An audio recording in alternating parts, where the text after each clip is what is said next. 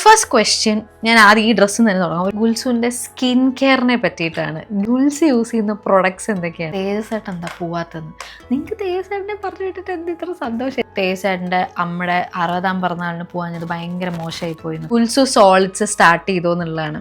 Stroller, car seat, baby guys ഒക്കെ എവിടെ നിന്ന് മേടിച്ചിട്ടുണ്ടെന്ന്. പഴയ വെയിറ്റിലേക്ക് വന്നത്, ഒട്ടും വയറില്ലല്ലോ, ഒട്ടും തടി വെച്ചിട്ടില്ലല്ലോ, അത്രയും ഉപയോഗിച്ചു. അങ്ങനെയുള്ളൊരു പ്രോഡക്റ്റ് കുട്ടികളും ഭയങ്കര കംഫർട്ടബിൾ ആയിരിക്കും. ഞാൻ ജോലി പോയോ, ഇപ്പോൾ ജോലിയൊന്നും ചെയ്യണില്ലേ.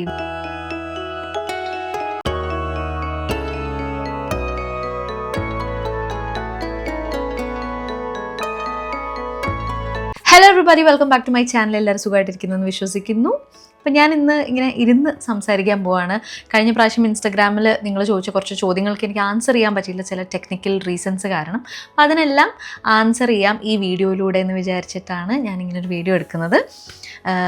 സോ നമുക്ക് പെട്ടെന്ന് തന്നെ ക്വസ്റ്റ്യൻസിലേക്ക് കടക്കാം. ഞാനതിൻ്റെ ഉത്തരങ്ങൾ എനിക്ക് പറ്റുന്ന രീതിയിൽ ചടപടയെന്ന് പറയാം. ഓക്കെ, ഞാൻ തന്നെയാണ് കേട്ടോ വീഡിയോ എടുക്കുന്നത്. നിലത്ത് ട്രൈപോഡൊക്കെ കുത്തിയിട്ട് ലൈറ്റൊക്കെ സൈഡിൽ വെച്ച് ഞാൻ തന്നെയാണ് വീഡിയോ എടുക്കുന്നത്. അതിൻ്റെ ചെറിയ പോരായ്മകളൊക്കെ ഉണ്ടാവും, എന്നാലും നമുക്ക് തുടങ്ങാം. ഓക്കെ, സോ ഫസ്റ്റ് ക്വസ്റ്റ്യൻ ഞാൻ ആദ്യം ഈ ഡ്രസ്സ് തന്നെ തുടങ്ങാം. ഒരുപാട് പേര് എൻ്റെ നാളിൻ്റെ വീഡിയോയിൽ ഞാൻ ഈ ചുരിദാർ ഇട്ടപ്പോൾ ഇത് എവിടെ നിന്നാണ്, നല്ല രസമുണ്ടെന്നൊക്കെ ചോദിച്ചു.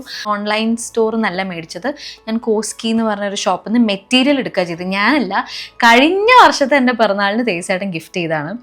അപ്പോൾ കഴിഞ്ഞ വർഷത്തെ പിറന്നാളിന് ഞാൻ പ്രഗ്നൻ്റ് ആയതുകൊണ്ട് ഞാൻ വിചാരിച്ചു സ്റ്റിച്ച് ചെയ്യണ്ട, കാരണം ആ ഒരു സമയത്തേ പിന്നെ ഈ ഡ്രസ്സ് ഇടാൻ പറ്റുള്ളൂ.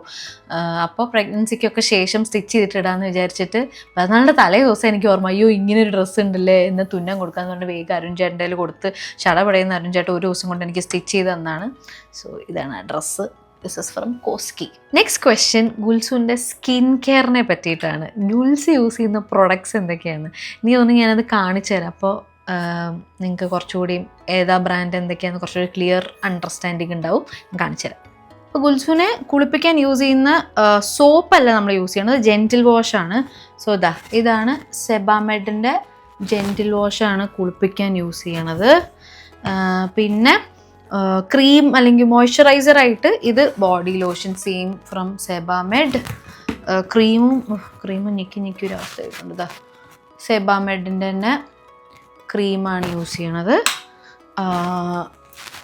സെബാമെഡിൻ്റെ ഷാംപൂ തന്നെയാണ് ഞാൻ യൂസ് ചെയ്തിരുന്നത്. പക്ഷെ ഇപ്പോൾ ഗുൽസുവിന് ക്രാഡിൽ ക്യാപ്പ് ചെറുതായിട്ടുള്ളതുകൊണ്ട് ഡോക്ടർ പറഞ്ഞു സ്പൂ ഷാംപൂ യൂസ് ചെയ്യാന്ന് പറഞ്ഞിട്ട്, എന്തായാലും ഈ ടെഡി ബാർ എന്ന് പറഞ്ഞതിൻ്റെ ഒരു സ്പൂ ഷാംപൂ യൂസ് ചെയ്യുന്നുണ്ട്. പിന്നെ ഗുൽസുവിൻ്റെ പ്രൊഡക്റ്റ് വാട്ടർ വൈപ്സ്, ഓൾട്ടർ എന്ന് പറയുന്ന ഒരു ബ്രാൻഡിൻ്റെ വാട്ടർ വൈപ്സ്. ഇത് ഓൾട്ടറിൻ്റെ യൂസ് ചെയ്തിട്ടുണ്ട്, ബേബി ഫോറസ്റ്റിൻ്റെ യൂസ് ചെയ്യലുണ്ട്, പിന്നെന്താ മദർ സ്പർഷിൻ്റെ യൂസ് ചെയ്യലുണ്ട്. എനിക്ക് കുറച്ചുകൂടിയും ഇഷ്ടം തോന്നിയിട്ടുള്ളത് ഈ ഓൾട്ടറിൻ്റെയും ബേബി ഫോറസ്റ്റിൻ്റെയാണ് കേട്ടോ. അപ്പോൾ മദർ സ്പർഷൻ കുഴപ്പമൊന്നുമില്ല, പക്ഷേ ആർഫോ റാബിറ്റും ഞാൻ യൂസ് ചെയ്തിട്ടുണ്ട്. പക്ഷേ എനിക്ക് ആർഫോ റാബിറ്റിൻ്റെ ഒട്ടും ഇഷ്ടപ്പെട്ടിട്ടില്ല. ഈ ഓൾട്ടറും ബേബി ഫോറസ്റ്റും നല്ലതാണ്, മദർ സ്പർശും കുഴപ്പമില്ല. അതാണ് ഗുൽസുവിൻ്റെ മേക്കപ്പ് പ്രോഡക്ട്സ്. വേറെ ഒന്നും ഗുൽസുവിന് ഉപയോഗിക്കുന്നില്ല. പിന്നെ ഉള്ളത് ആകെ ഒരു ബ്രഷ്, ഒരു സോഫ്റ്റ് ബ്രഷ് തല ചെയ്തി കൊടുക്കാൻ. വേറെ സംഭവങ്ങളൊന്നുമില്ല ഗുൽസുവിന്. പിന്നെ എണ്ണയുടെ കാര്യം ഓൾറെഡി പറഞ്ഞല്ലോ, ഉരുക്ക് വെളിച്ചെണ്ണയാണ് യൂസ് ചെയ്യണം. ഇത്രയാണ് ഗുൽസുവിൻ്റെ products. Okay, so next question എല്ലാവരും ചോദിച്ചിരിക്കുന്നത് ഗുൽസു സോളിഡ്സ് സ്റ്റാർട്ട് ചെയ്തോ എന്നുള്ളതാണ്. സോ ഗുൽസു സോളിഡ്സ് സ്റ്റാർട്ട് ചെയ്തു. ഞാൻ ക്യാരറ്റ് വെച്ചിട്ടാണ് തുടങ്ങിയത്.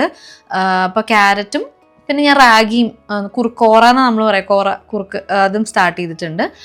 അപ്പോൾ ക്യാരറ്റ് കുറച്ച് നമ്മൾ മറ്റേ കുക്കറിലിട്ട് വേവിച്ച് ഗ്രൈൻഡ് ചെയ്തിട്ട് അങ്ങനെ കൊടുത്തു.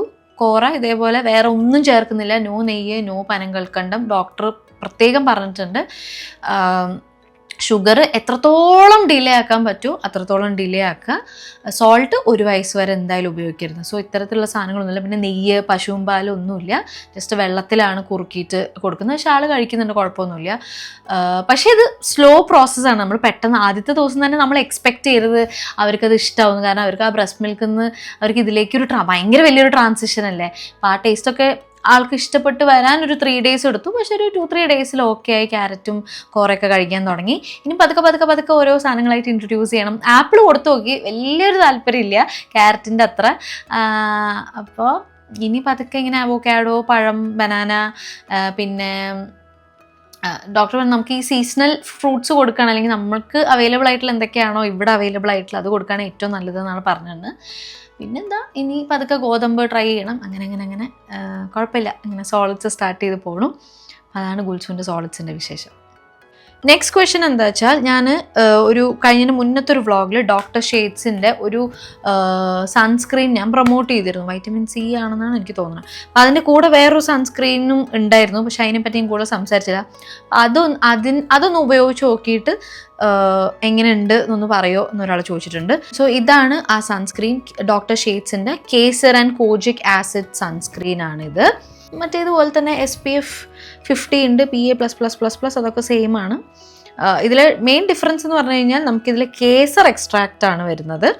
പിന്നെ ഇതിൽ 1% കോജിക് ആസിഡും ഉണ്ട്, നയസിനമൈഡും ഉണ്ട്. അപ്പോൾ എന്താണെന്ന് വെച്ച് കഴിഞ്ഞാൽ നമുക്ക് ഈ പിഗ്മെൻറ്റേഷൻ, ഈ കോജിക് ആസിഡ്, നിങ്ങൾക്ക് ഇപ്പോൾ ഒരുപാട് യൂട്യൂബേഴ്സ് ഈ കോജിക് ആസിഡ് പറഞ്ഞ് എടുത്ത് അറിയുന്നുണ്ടാവും അത് എന്തിന് വേണ്ടിയിട്ടുള്ളതാണ്. പിഗ്മെൻറ്റേഷനുള്ളൊരു ഇൻഗ്രീഡിയൻ്റ് ആണ് കോജിക് ആസിഡ്. സോ ഇത് മെയിൻലി ഫോക്കസ് ചെയ്യുന്നത് കോജിക് ആസിഡ് പിഗ്മെൻറ്റേഷന് വേണ്ടിയിട്ടാണ്. ഒട്ടും ഹെവി ഫീലേ ഇല്ല, ഭയങ്കര ലൈറ്റാണ്, ഭയങ്കര ഒരു ഡ്യൂയി ഗ്ലോയി ഹെൽത്തി ലുക്ക് തരാൻ ഇത് ഹെൽപ്പ് ചെയ്യും. അതുപോലെ I have heard Kesar and kojic acid serum ഉണ്ട് ഇവരുടെ, അത് പിഗ്മെൻറ്റേഷനെ ട്രീറ്റ് ചെയ്യാനായിട്ട് ഹെൽപ്പ് ചെയ്യും എന്നുള്ളത്. എൻ്റെ സ്കിൻ ടൈപ്പിന് ഇത് നല്ല ഒരു ഡ്യൂയി ഫിനിഷ് ആയിരുന്നു, because I have A dry skin. ഇതിൽ ഓൾ സ്കിൻ ടൈപ്സിന് പറ്റും എന്നാണ് പറയുന്നത് കേട്ടോ. ഏത് സൺസ്ക്രീൻ ആണെങ്കിലും റീഅപ്ലൈ ചെയ്യാൻ ശ്രമിക്കുക ഒരു 3 hours ശേഷം. ഓക്കെ, നിങ്ങൾക്ക് ഇത് ട്രൈ ചെയ്യണമെങ്കിൽ ഡോക്ടർ ഷെയ്ഡ്സിൻ്റെ ഒഫീഷ്യൽ വെബ്സൈറ്റിൽ പോയി പർച്ചേസ് ചെയ്യാം. You will get a 20% off. You can use my code Malavika 2025 and try ചെയ്തിട്ട് പറയൂ കേട്ടോ. Okay, so next question. ഗുൽസുവിൻ്റെ സ്ട്രോളർ, കാർ സീറ്റ്, അതുപോലത്തെ അങ്ങനത്തെ ബേബി ഗെയർസൊക്കെ എവിടെ നിന്നാണ് മേടിച്ചിട്ടുണ്ടെന്ന്. സ്ട്രോളർ മേടിച്ചിരിക്കുന്നത് കീക്കോ എന്ന് പറഞ്ഞൊരു കമ്പനിയുടെയാണ്. പിന്നെ കാർ സീറ്റ് വന്നിട്ട് R4 റാബിറ്റിൻ്റെ ഐസോഫിക്സ് 360° റൊട്ടേഷൻ കാർ സീറ്റാണ്. അതിപ്പോൾ അവിടെ വെറുതെ കിടക്കുന്നത്, മറ്റേ നമ്മൾ ത്രെഡ്മിൽ മേടിച്ചിട്ട് തുണി തോരാടുന്ന പോലെ ഇരിക്കുന്നില്ല. പക്ഷേ എങ്ങനെയെങ്കിലുമൊക്കെ പതുക്കെ ഇരുത്തി ശീലിപ്പിക്കണം, കാരണം എപ്പോഴും അതാ സേഫ്. അവർക്ക് ആ സീറ്റ് ബെൽറ്റ് ഒന്നും ഇട്ടിരിക്കാൻ പറ്റില്ലല്ലോ, അപ്പോൾ എപ്പോഴും സേഫ് അതാണ്. പിന്നെ ഗുൽസിൻ്റെ ക്രാഡിൽ ഇപ്പോൾ ഇതിൻ്റെ അടിയിൽ കിടക്കുന്നുണ്ട്, അത് R4 റാബിറ്റ് തന്നെയാണ്. പക്ഷേ എനിക്ക് ഇത്തിരി വേസ്റ്റായി തോന്നിയത് ആ ക്രാഡിലിൻ്റെ പർച്ചേസ് ആയിരുന്നു. അതിലത്ര ഗുൽസു ഉപയോഗിച്ചിട്ടില്ല. ഏറ്റവും എനിക്ക് ഗുൽസുവിന് മേടിച്ചൊരു സാധനം വർത്തായി, അത്രയും ഉപയോഗിച്ചു, അങ്ങനെയുള്ളൊരു പ്രോഡക്റ്റ് ഗുൽസുവിനെ കുളിപ്പിക്കാൻ യൂസ് ചെയ്ത ആ ഒരു ചെയറോ എന്തായാലും പറയാം, ആ ഒരു സിറ്റിംഗ് സംഭവമായിരുന്നു. അതാണ് ഗുൽസുവിന് മേടിച്ച സാധനങ്ങളിൽ എന്താ പറയുക മാക്സിമം യൂട്ടിലൈസേഷൻ കിട്ടിയൊരു സാധനം. ഞാൻ ഫോട്ടോ ആണെങ്കിൽ ഇവിടെ ആഡ് ചെയ്യാം. അത് സൂപ്പറാണ്. അത് I would recommend to each and every newborn babies, അമ്മാസ്, അച്ഛൻസ്, വീട്ടുകാർ. കാരണം അത് ഭയങ്കര യൂസ്ഫുള്ളാണ്. കുട്ടികളും ഭയങ്കര കംഫർട്ടബിൾ ആയിരിക്കും. ഞാനത് മദർ കെയറിൽ നിന്ന് മേടിച്ചത്, എറണാകുളത്ത് നിന്ന്. ലിങ്കൊന്നുമില്ല, ഞാൻ നേരെ പോയിട്ട് പർച്ചേസ് ചെയ്തതാണ്. പക്ഷേ trust me, that is to good. അടിപൊളിയാണത്.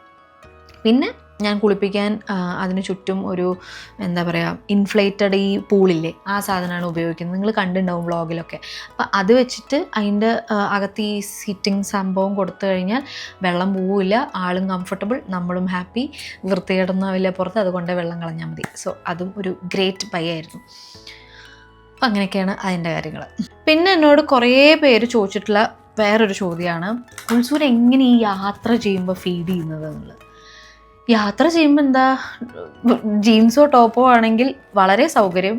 നമ്മളൊരു കവർ യൂസ് ചെയ്യുക, അല്ലെങ്കിൽ ഫീഡ് ചെയ്യുന്ന മറ്റേ ഏപ്രൺ പോലത്തെ സാധനം ഇടുക. അല്ലെങ്കിൽ ഞാനിപ്പോൾ ജസ്റ്റ് ഗുൽസൂന് തന്നെ മറ്റേ സ്വാഡൽ ക്ലോത്ത്സ് ഇല്ലേ ഗുൽസൂന് പണ്ട് ഉപയോഗിച്ചിട്ടുള്ള, ആ സാധനം ഇട്ടിട്ട് ഞാൻ ഫീഡ് ചെയ്യുക ചെയ്യല്. കാറിൽ ഇരുന്നിട്ട് ഞാനിപ്പോൾ എവിടെ ഇരുന്നിട്ടും ഫീഡ് ചെയ്യാൻ നമ്മൾ വളരെ ട്രെയിൻഡ് ആയിരിക്കുകയാണ്. റെസ്റ്റോറൻറ്റിലാണെങ്കിൽ എവിടെയാണെങ്കിലും നമ്മൾ ഈ കവർ ചെയ്തിട്ട് കൊടുക്കാനുള്ള രീതിയിൽ ഇപ്പം ഞാൻ പഠിച്ചു, നമ്മുടെ സാഹചര്യങ്ങൾ പഠിപ്പിച്ചു. അതുകൊണ്ട് ഫീഡിങ് അത്ര ഒരു വലിയൊരു പ്രശ്നമായിട്ട് എനിക്ക് തോന്നിയിട്ടില്ല. പിന്നെ ഇപ്പോൾ സോളിഡ്സ് സ്റ്റാർട്ട് ചെയ്തുകൊണ്ട് ഈ പറഞ്ഞ പോലെ ഞങ്ങൾ സോളിഡ്സ് സ്റ്റാർട്ട് ചെയ്തതിന് ശേഷം അങ്ങനെ ട്രാവലിംഗ് ഒന്നും ചെയ്തിട്ടില്ല. അതെങ്ങനെ മാനേജ് ചെയ്യുന്നത് എനിക്കറിയില്ല. എനിക്ക് തോന്നുന്നു നമ്മൾ ഒന്നെങ്കിൽ കുക്ക് ചെയ്ത് കൊണ്ടുപോകണം, അല്ലെങ്കിൽ അവിടെ പോയി എന്തെങ്കിലും കരുതണം, അങ്ങനെയൊക്കെ. എനിക്ക് ഇതുവരെ ആ ടാസ്ക് കിട്ടിയിട്ടില്ല. സോ എനിക്കറിയില്ല, അതിന് ഞാനിനി പ്രിപ്പയർഡ് ആയിരിക്കണം ട്രാവൽ ചെയ്യുമ്പോൾ സോളിഡ്സ് എങ്ങനെ കൊടുക്കും എന്നുള്ളത്. പിന്നെ കുറേ പേര് ചോദിച്ചിട്ടുണ്ട് ആ തൂണുള്ള വീട് എവിടെയെന്ന്. ആ തൂണുള്ള വീട് അവിടെ തന്നെ ഉണ്ട്. അത് പട്ടാമ്പിയുള്ള നമ്മുടെ സ്വന്തം വീടാണ്. അത് അവിടെ തന്നെ ഉണ്ട്. അവിടെ പക്ഷേ പോയി നിൽക്കാൻ സമയം കിട്ടാറില്ല എന്നുള്ളതുകൊണ്ടാണ് അധികം നിങ്ങൾ വീഡിയോസിലൊന്നും കാണാത്തത്. കുറേ പേർക്ക് ഡൗട്ട് ഉണ്ട് ആ വീട് അവിടെ പോയത്. അത് അവിടെ തന്നെ ഉണ്ട് കേട്ടോ. അതാണ് പിന്നെ ചോദിച്ചിട്ടുള്ള ചോദ്യം. പിന്നെ കുറേ പേര് പറഞ്ഞു തേജേട്ടൻ്റെ അമ്മയുടെ 60ാം പിറന്നാളിന് പോകാഞ്ഞത് ഭയങ്കര മോശമായിപ്പോയി എന്നൊക്കെ. എൻ്റെ അച്ഛൻ്റെ ശ്രാദ്ധം ഉള്ള ദിവസമായിരുന്നു തേജേട്ടൻ്റെ അമ്മയുടെ പിറന്നാൾ. അപ്പം എങ്ങനെ ഞാൻ പോവും? അപ്പോൾ ശ്രാദ്ധം ഒന്നെങ്കിൽ ഞാൻ ആലുവ, ഇപ്പോൾ എറണാകുളത്തായപ്പോൾ ഞാനിപ്പോൾ 2-3 വർഷമായിട്ട് ആലുവ മണപ്പുറത്ത് പോയിട്ട് ഇടാറുണ്ട്, ബലിയിടും. പക്ഷേ ഇപ്പോൾ ഗുൽസൂനെ വെച്ചിട്ട് ഇത്രയും പുലർച്ചെയൊക്കെ മഞ്ഞത്ത് പോയി നിന്നത് പ്രാക്ടിക്കലി പോസിബിളേ അല്ല. അതുമാത്രമല്ല എനിക്ക് അവിടെ ഡ്രസ്സ് മാറ്റാനൊക്കെ ചെറിയൊരു ബുദ്ധിമുട്ടുണ്ട്. അപ്പോൾ ഞാൻ നനഞ്ഞ് അങ്ങനെ കാറിൽ കയറിയിരിക്കുക ചെയ്യുക. ഗുൽസു ഇപ്പോൾ എന്നെ കണ്ടു കഴിഞ്ഞാൽ എന്തായാലും എൻ്റെ അടുത്തേക്ക് വരും. അപ്പോൾ നനഞ്ഞ് കുട്ടീനെ എടുക്കാനും പറ്റില്ലല്ലോ. അങ്ങനെ ഒരു സിറ്റുവേഷൻ ആയതുകൊണ്ട് ഒറ്റപ്പാലത്ത് പോയി ചെയ്യാമെന്ന് വിചാരിച്ച് അങ്ങനെ ഒറ്റപ്പാലത്ത് ശ്രാദ്ധമായിരുന്നു. അപ്പോൾ തലേ ദിവസം ഒരിക്കലേ പിറ്റേ ദിവസം ശ്രാദ്ധം അങ്ങനെയല്ല. അപ്പോൾ അതുകൊണ്ട് തേജേട്ടൻ ഞങ്ങളെ അവിടെ ആക്കിയിട്ട് പോവുക ചെയ്ത്. എനിക്കൊരു നിവൃത്തിയില്ലായിരുന്നു. എനിക്കും വളരെയധികം ആഗ്രഹം ഉണ്ടായിരുന്നു എന്താ പറയുക, ആ ദിവസം അവിടെ എല്ലാവരും ഒരുമിച്ച് കൂടണം എന്നുള്ളത്. പക്ഷെ ആ ദിവസമാണ് ശ്രാദ്ധവും ഇതും ഒരേ ദിവസം വന്നപ്പോൾ ഞാൻ എന്ത് ചെയ്യാൻ പറ്റും? അങ്ങനെ അതുകൊണ്ടാണ് എനിക്ക് അതിൽ കൂടാൻ പറ്റാതെ. പിന്നെ എങ്ങനെയാണ് ഇത്ര പെട്ടെന്ന് പഴയ വെയിറ്റിലേക്ക് വന്നത്? ഒട്ടും വയറില്ലല്ലോ, ഒട്ടും തടി വെച്ചിട്ടില്ലല്ലോ, എങ്ങനെ എന്ത് എക്സസൈസാണ് ചെയ്യണത്, എന്തെങ്കിലും ഇത് ചെയ്തിട്ടുണ്ടെന്ന് കുറേ ഒരുപാട് പേര് ചോദിച്ചിട്ടുള്ളതാണത്. എങ്ങനെ ഇത്ര പെട്ടെന്ന് വെയിറ്റ് ലോസ് ആയത്? സത്യം പറയാച്ചാൽ ഞാൻ ഒന്നും ചെയ്തിട്ടില്ല, ഒരു വർക്കൗട്ട് ചെയ്തിട്ടില്ല. ഹോസ്പിറ്റലിൽ നിന്ന് അന്ന് ആദ്യത്തെ നമുക്ക് ഇതൊന്നും പെട്ടെന്ന് ഹീലാവുള്ള ചില എക്സസൈസ് അല്ലാണ്ട് വേറെ ഒരു വർക്കൗട്ടോ ഒന്നും ഇന്നേ ദിവസം വരെ ഞാൻ ചെയ്തിട്ടില്ല. ഈ ദിവസം വരെ ഞാൻ ചെയ്തിട്ടില്ല. എനിക്ക് തോന്നുന്നു ഞാൻ പ്രഗ്നൻസി ടൈമിൽ അധികം വെയിറ്റ് ഗെയിൻ ചെയ്തിട്ടില്ല. കറക്റ്റ് ഡോക്ടർ പറഞ്ഞ ആ 9 to 10 kg മാത്രമേ ഞാൻ ഗെയിൻ ചെയ്തിട്ടുണ്ടായിരുന്നുള്ളൂ. അതേപോലെ തന്നെ അപ്പോൾ ആ വെയിറ്റ് ടപ്പേന്ന് പറഞ്ഞ് കുറയുകയും ചെയ്തു. അത് ആ വയറും ഗുൽസുവിൻ്റെ വെയിറ്റും ബാക്കി അതിൻ്റെ ഫ്ലൂയിഡിൻ്റെ വെയിറ്റും പ്ലാസിൻ്റെ എല്ലാം ചിലപ്പോൾ പോയപ്പോൾ തന്നെ കുറച്ച് വെയിറ്റ് കുറഞ്ഞു. പിന്നെ എനിക്കുണ്ടായിരുന്ന കുറച്ച് ഫാറ്റൊക്കെ തനിയെ തന്നെ പോയി. അതല്ലാതെ ഞാൻ കാര്യമായിട്ടൊന്നും ചെയ്തിട്ടില്ല. പിന്നെ ഞാൻ ഈ മെഡിക്കേഷൻസ് ഒന്നും എടുത്തിട്ടില്ല. ഇപ്പോൾ ലേഹ്യം അങ്ങനത്തെ സംഭവങ്ങളൊന്നും ഞാൻ എടുത്തിട്ടില്ല. ചിലപ്പോൾ അതിൻ്റെയൊക്കെ ആയിരിക്കാം. പിന്നെ ഭക്ഷണം ആയാലും ഞാൻ വേണ്ടത് മാത്രം, ലൈക്ക് ഓവർ ഈറ്റിംഗ്. 2 പേർക്ക് ഇപ്പോൾ പാല് വരാൻ വേണ്ടി ഒരുപാട് ഫുഡ് കഴിക്കുക അങ്ങനെയൊന്നുമില്ല. പ്രോട്ടീൻ കണ്ടൻ്റ് ഉള്ള നല്ല ഭക്ഷണം ഞാൻ കഴിക്കുന്ന നോർമൽ ക്വാണ്ടിറ്റിയിൽ മാത്രമേ ഞാൻ കഴിച്ചിട്ടുള്ളൂ. അതിന് പുറമെ എനിക്ക് ഒരുപാട് പ്രഷർ വരാറുണ്ട്. ഇങ്ങനെയൊന്നും കഴിച്ചാൽ പോരാ, എന്നാൽ പെറ്റ പെൺകുട്ടി ഇങ്ങനെയൊന്നും കഴിച്ചാൽ പോരാ എന്നൊക്കെ കുറേ പേര് ചുറ്റും എന്ന് പറയും. പക്ഷെ ഞാനൊന്നും കേൾക്കാറില്ല. എനിക്ക് എൻ്റെ വയറിന് താങ്ങാവുന്ന ഫുഡേ ഞാൻ കഴിക്കാറുള്ളൂ. പിന്നെ ചിക്കൻ, പനീർ, പയർ, സ്പ്രൗട്ട് അങ്ങനത്തെ സംഭവങ്ങളൊക്കെ ഞാൻ നന്നായിട്ട് കഴിക്കുമായിരുന്നു. സ്വീറ്റ് പൊട്ടാറ്റോ, ഈ പ്രോട്ടീൻസ്, പാല് വരാൻ വേണ്ടിയിട്ടുള്ളത്, അങ്ങനത്തെ ഫുഡല്ലാണ്ട്. പിന്നെ ഞാൻ ചോക്ലേറ്റൊക്കെ എനിക്ക് പ്രഗ്നൻസിക്ക് ശേഷം കുറച്ചൊരു മധുരത്തിനോടുള്ളൊരു ഇഷ്ടം. ഓരോ മീല് കഴിഞ്ഞ് ഇത്തിരി മധുരം എന്തെങ്കിലും കഴിക്കണമെന്ന് ഭയങ്കര ഒരു ക്രേവിങ് വരാറുണ്ടായിരുന്നു. ഇപ്പോഴും ഉണ്ട് കേട്ടോ. പക്ഷെ പ്രഗ്നൻസി സമയത്തിന് ഭാഗ്യത്തിന് ക്രേവിങ്സ് ഒന്നും ഉണ്ടായില്ല. കഴിഞ്ഞപ്പോഴാണ് എനിക്ക് ക്രേവിങ്സ് വന്നത്. പക്ഷെ എന്തായാലും പിന്നെ എനിക്ക് ഒരു കൈവിട്ട് പോവാണ്, 59 വിട്ട് പോവുകയാണെന്ന് വെച്ചാൽ ഞാൻ തന്നെ ഒന്ന് ഷുഗറൊക്കെ കട്ട് ചെയ്ത് ഇതാക്കും. അതല്ലാതെ ഡയറ്റും കാര്യങ്ങളൊന്നുമില്ല, വർക്കൗട്ടില്ല. വയറെനിക്ക് അത്യാവശ്യം ഉണ്ടെന്ന് പറഞ്ഞു കഴിഞ്ഞാൽ നമ്മുടെ ആ ഒരു പ്രത്യേകിച്ച് സി സെക്ഷൻ കഴിഞ്ഞതിൻ്റെ ഒരു പുളുക്കു വയറുണ്ടാവുമല്ലോ എല്ലാവർക്കും. ആ സാധനം എനിക്കും ഉണ്ട്. പിന്നെ നമ്മൾ ഡ്രസ്സ് ചൂസ് ചെയ്യുമ്പോൾ അങ്ങനത്തെ ഡ്രസ്സ് ഇടുക എന്നുള്ളതേ. പിന്നെ ഇനിയിപ്പോൾ ഒരു 7 months ഒക്കെ ആയില്ലേ, പിന്നെ പതുക്കെ വർക്കൗട്ട് ചെയ്ത് സ്റ്റാർട്ട് ചെയ്തു. ഇതുവരെ ഞാൻ വർക്കൗട്ടിനെ പറ്റിയൊന്നും ചിന്തിച്ചിട്ടേ ഇല്ല. പിന്നെ ഞാനങ്ങനെ കുറേ കിടന്നുറങ്ങണമെന്നില്ല, ഗുൽസുവിൻ്റെ പിന്നാലെ ഓടുകയല്ലേ. അപ്പോൾ ആക്റ്റീവായിട്ടിരിക്കുക, അത്രയൊക്കെ തന്നെ ഉള്ളൂ. ഞാൻ വല്ലാതെ സീരിയസ് ആവുന്നുണ്ടോ എന്നൊരു സംശയം. അപ്പോൾ അതാണ് അതിൻ്റെ കാര്യങ്ങൾ. പിന്നെ ഏറ്റവും കൂടുതൽ ചോദിച്ചിട്ടുള്ളൊരു ചോദ്യമാണ് തേജസ്സേട്ടൻ എന്താ പോവാത്തതെന്ന്. നിങ്ങൾക്ക് തേജസ്സേട്ടനെ പറഞ്ഞു വിട്ടിട്ട് എന്താ ഇത്ര സന്തോഷം? എനിക്കത് മനസ്സിലാവാത്തത്. എല്ലാവർക്കും തേജസ്സേട്ടൻ എന്താ പോവാത്തതെന്നുള്ളൊരു ഭയങ്കര വിഷമം. ജോലി പോയോ, ഇപ്പോൾ ജോലിയൊന്നും ചെയ്യണില്ലേ, ഇവിടെ ഇങ്ങനെ വെറുതെ ഇരിക്കുകയാണോ എന്നൊക്കെ പറഞ്ഞാൽ കുറേ കമൻറ്റ്സ്. ജോലി എവിടെയും പോയിട്ടില്ല, അവിടെ തന്നെ ഉണ്ട്. സോ ഒരു ഫെബ്രുവരി വരെ തേജസ്സേട്ടൻ മനഃപൂർവ്വം പോവാതിരുന്നത് തന്നെയാണ്. കാരണം എൻ്റെ കൂടെ ഗുൽസുവിൻ്റെ കൂടെ ടൈം സ്പെൻഡ് ചെയ്യാൻ വേണ്ടിയിട്ട് തന്നെയാണ് ഇവിടെ നിന്നത്. ഇപ്പോൾ ഒരു പ്രഗ്നൻസി പീരീഡ് എന്ന് പറയുന്നത് ഒരു പെൺകുട്ടിയെ സംബന്ധിച്ചിടത്തോളം അവരുടെ പാർട്ട്ണർ അടുത്ത് വേണമെന്ന് ആഗ്രഹിക്കുന്ന ഒരു സമയമാണ്. ആ സമയത്ത് തേജസ്സേട്ടൻ ഉണ്ടായിരുന്നു. പിന്നെ ഗുൽസൂവിൻ്റെ ആ ഒരു എന്താ പറയുക ഇനീഷ്യൽ സ്റ്റേജസിലും തേജേട്ടൻ ഉണ്ടായിരുന്നു. എനിക്ക് ആ പോസ്റ്റ്മോർട്ടം സ്റ്റേജിലും തേജേട്ടൻ ഉണ്ടായിരുന്നു. അതൊക്കെ വളരെ ഇമ്പോർട്ടൻ്റ് ആയിട്ടുള്ളൊരു കാര്യമാണ്. ഇപ്പോൾ ഫെബ്രുവരി വരെ മൂപ്പര് നിന്നാണ്. അതിനുശേഷം പോവാം എന്നുള്ള രീതി ആയപ്പോൾ അവിടുന്ന് കമ്പനി അല്ലെങ്കിൽ അവരുടെ ഇതിൽ ഡിലേ ആണ് ഉണ്ടായത്. അപ്പോൾ ഇവർ ഈ ഫീൽഡിനെ സംബന്ധിച്ചിടത്തോളം ഇപ്പോൾ വിചാരിച്ച സമയത്ത് ചിലപ്പോൾ പോകാൻ പറ്റിക്കൊള്ളുന്നില്ല. ചിലപ്പോൾ നമ്മൾ വിചാരിക്കാതിരിക്കുന്ന സമയത്ത് പോകേണ്ടി വരും. അങ്ങനെയാണ്. അപ്പോൾ തേജേട്ടൻ ആദ്യം എനിക്ക് തോന്നുന്നു എവിടെ നിന്നായിരുന്നു,